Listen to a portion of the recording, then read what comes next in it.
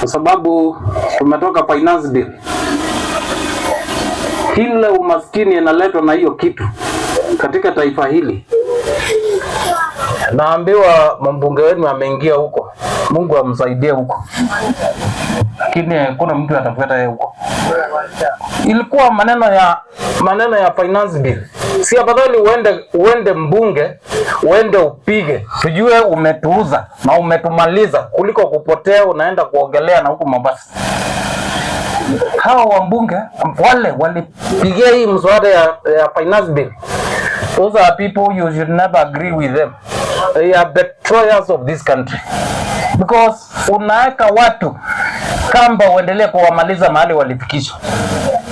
I would want to hear one of them, hawa wote ambao walikataa ku save the country wakapotea, badala ya waende waongee kule tuliwatuma, ikakuwa maneno ikakuwa kaumana namna hiyo, ukapotea. Si afadhali ungeenda upige, tujue wewe umepiga yes ama no, tujue.